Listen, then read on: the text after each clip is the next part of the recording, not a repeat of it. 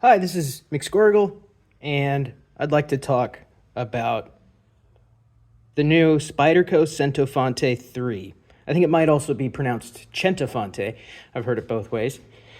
This is a sort of a distributor exclusive from Spyderco, based on the original Centofante 3, which is this design, sort of a more simple version of this design. It had FRN scales, a backlock pinned construction, and a blade of VG10 with a hollow grind. It was a very slicey, very thin VG10 blade with a hollow grind. So it is one of Spyderco's best cutting EDC sized knives.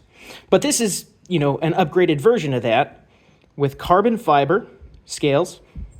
I believe it's solid carbon fiber, so not a laminate carbon fiber like on some of Spyderco's models.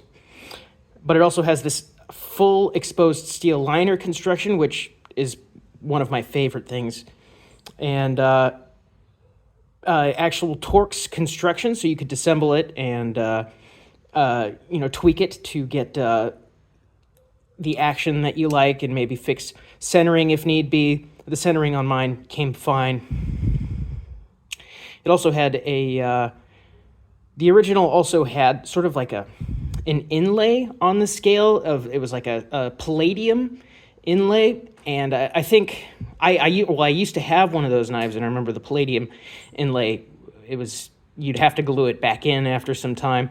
So while that knife, the Centofante, had a lot of great things going for it, like namely the hollow grind, very slicey blade, and nice EDC size, there were some problems with it, in my opinion. I think the main problems were the pinned construction and that palladium inlay that would very often fall out. I think most people that have that knife for a period of time end up dealing with that eventually. Right. So the Centofante, this distributor exclusive. I don't know exactly how many of them are around. I think I've heard as little as 300 of these were made. It could be more than that, though. So if you really want one, you might want to get on that. I think there are some things about this that you'll definitely like. It keeps that slicey blade from the original Centofante 3, but it loses the hollow grind. So it's a tougher grind because it's like a saber height flat. So not as slicey, but you get the CPM CruWear, which is a tough steel. So I think what they're going for with this is an EDC sized knife that has a little bit more strength to it, for lack of a better word. It's a stronger EDC, less delicate sort of knife. Not that the Centofante, the FRN Centofante, is delicate, just that this one is less so. I really like it. I love the way it feels in my hand. I love the carbon fiber. It is very premium. I think I would like it more if there was some contouring to it. Make it a little bit more. How do you say? I guess comfortable in the hand. Not that this is uncomfortable. It's just, it's not that kind of knife. A knife that I could sort of compare this with, I'd like to compare it with, is the Calypso 3.5, the Cali 3.5. Sort of the same idea going here. This one's going to be a little thicker in the hand, a little more hand-filling. You get that finger choil and a thumb ramp, jimped on both the thumb ramp and the finger choil. This one only has the thumb ramp. Oh, also, this one doesn't have a sharpening choil, but the Centofante does. I think a lot of people will like that. This is one of the few knives that Spyderco makes with a sharpening choil. 4-position pocket clip. I'm pretty sure the original Centofante does not have 4-position. I'm pretty sure it's just one, and it's tipped down too, I think. I could be wrong about that. Yeah, I've carried, used it, sharpened it. The CruWear performs the way that I would expect a CruWear to perform. One thing I'd like to point out about this knife and compare with other knives, I guess I kind of see it as a problem that this knife has is, it's hard to explain this, but when it's in the closed position, it does this thing where if you push down on the blade moves. And not a lot of other my Spyderco knives do that. Like the Delica, you can't push that blade closed or into a more deeper position because there's sort of a kick on the ricasso that meets the back spring that stops it from moving anymore. I think what's happening here is the ricasso on the Centofante is sort of lower than the edge itself. So what can happen here is when you close this knife, if you close it hard, the blade is actually moving, and what could happen is it could actually make contact with the back spring and do this. You see there's like a chip in the blade, or in the edge, where the blade makes contact with the back spring. And that's pretty disappointing to me, honestly. Yeah, you can definitely see it there. I don't think that's going to be a problem, for most people. For the Spyderco collector, still get it. I mean, but I think it was sort of, it's like an oversight or something that they did when they were engineering this knife, that I don't know if they just forgot it or if there's a good reason for them not to add that kick on the ricasso to keep the blade from doing that. I can't think of a good reason, but, I don't work for Spyderco. I'm not a designer. I can't say for sure. But as an end user, as a collector, it's my least favorite part of the knife. Even more so than, not getting the hollow grind. Yeah, I'd actually like to disassemble this knife and see if I can't show you guys exactly what I'm talking about. I'm going to see if I can do that. Okay, so these are a couple Spydercos that I have disassembled here. I have the Centofante and a Delica. The Centofante, the subject of this review. Here, I'd like to show you what I have found that this knife is doing when you move the blade closed. You can push it closed, so what it does is it makes contact with the back spring right there. And you can see how it kind of puts like an indentation into the edge of the blade. So if they would have made this ricasso just a little bit, more of a kick to it, this could have been avoided. However, what I think they were thinking about, if they were to make that kick a little longer, is it would have put the tip of the blade further out towards the outside of the scale so that you could catch it on your finger here. So that's a tough one, They had to sort of cut the difference there, and what we ended up with is, this here. So I think you can avoid this from happening as long as you're not, doing like I'm doing right now and playing with your knife, fidgeting with it like this. Or if you don't, close your knife really rapidly, like, that all the time, then you can avoid it from, hitting the back spring. I hope this makes sense, by the way. Let me know if this makes sense, what I'm saying here. And here's a Delica. Here's yeah, this one won't close because that ricasso, the kick, is sufficient to keep the blade, the edge, from contacting any of the backspacer or the spring itself or the metal back spring here. This is a design that I guess I prefer in that sense, is, you know, keeping from having to sharpen your edge all the time because there's a chip in it, you know? I'm going to go ahead and put them back together.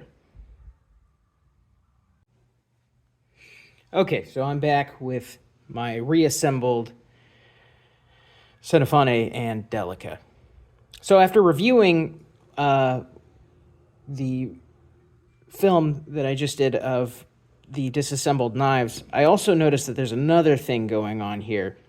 So you see where the kick on the ricasso is, where that meets, there's like this screw that makes the pivot point for the lock bar is where the ricasso, the kick, makes contact is more like right here. So when you push it, it can sort of lever the back spring this way. Whereas on the Delica, the kick on the ricasso is in line with the pivot point for the back spring. So there's really nowhere for it to go. So I'd also like to point that out, that there's a difference in design there. You know, I'm not a designer, I'm not an engineer, I'm just a knife guy with some wee-haw bits, and I can only play with it and make my own sort of, what's the word I'm looking for?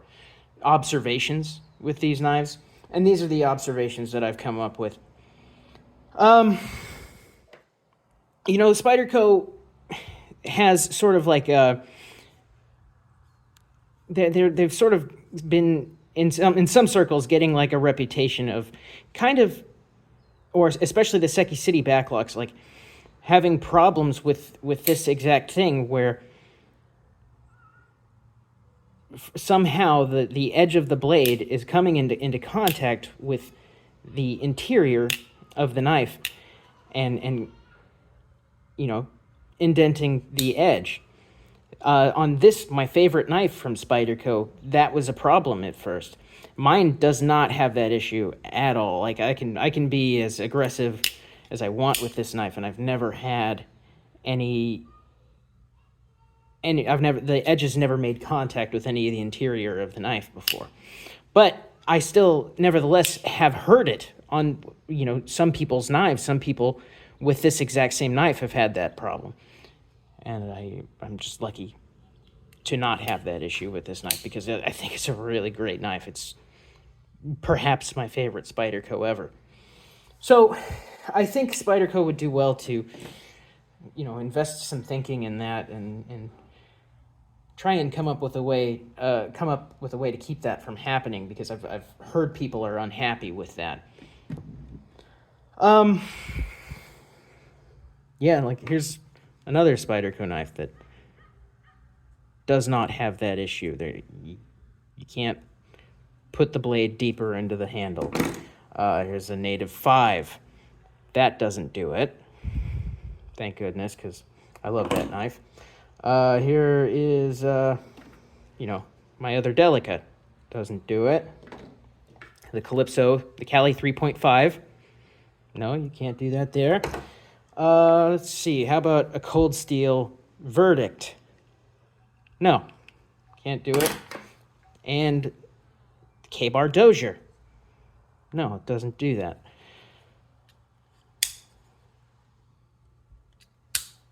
It's a great knife for $20, by the way. But I did find a knife that does do it. This is my Moki Kronos VG10. It's a very beautiful knife. It's one of my favorites. This, you can push it in, but I don't know that it makes any contact with the edge in there because I've still got perfectly sharp edge with no deformation. Here's a Bucklight, which is a great knife. Another great knife for 20 bucks, USA made, 420 HC, hollow ground. This is the Buck 424. Nice little pocketable size. But this one also does that. Here's a Moki Zephyr. Very beautiful knife for the price it is. This one does not. Yeah, you can't push the blade deeper into the handle. So it's what I'm learning is, you know, it's hit or miss with some knife designs. You'll end up with that, you know, for lack of a better word, feature, which I think is more of a problem, really, where the blade can go deeper into the handle like that, and I'm finding that I dislike it. Otherwise, though,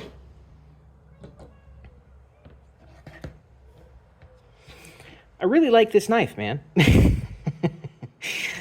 I felt like I had to show you guys what it was doing, but I want to get back to the knife itself. I do like it. It does have this very thin blade. The flat grind is going to be strong, yet still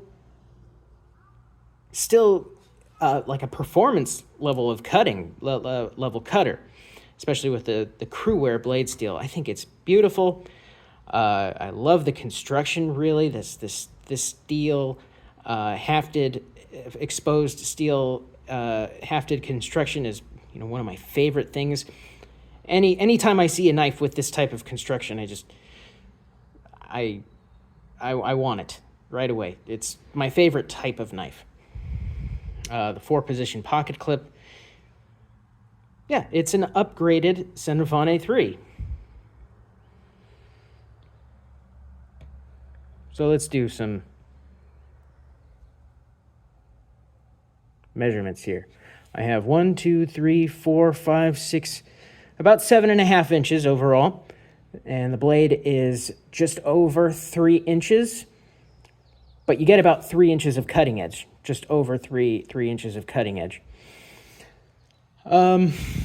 The blade stock thickness, I'll have to find my calipers, excuse me. —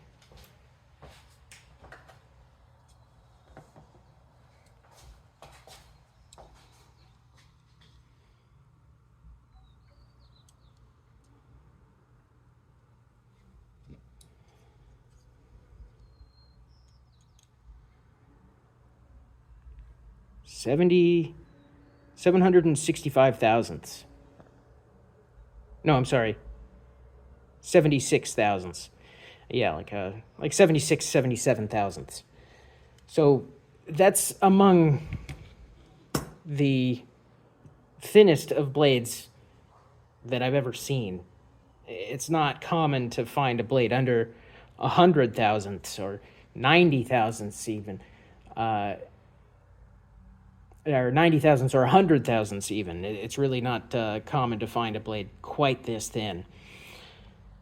Would have been helped with the hollow grind. You know, I think a lot of people are probably disappointed with that, as was I. But, you know, when it comes down to it, it's still going to be a better cutter than most knives on the market. I think... yeah, it's very, very thin in the pocket.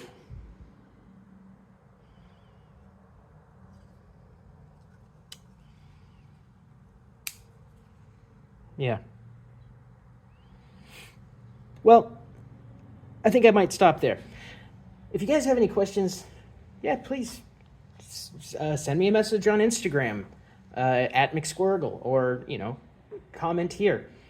I appreciate all you guys that are watching, that are subscribing. Thank you guys all very much. Once again, This is McSquirgle. See you next time.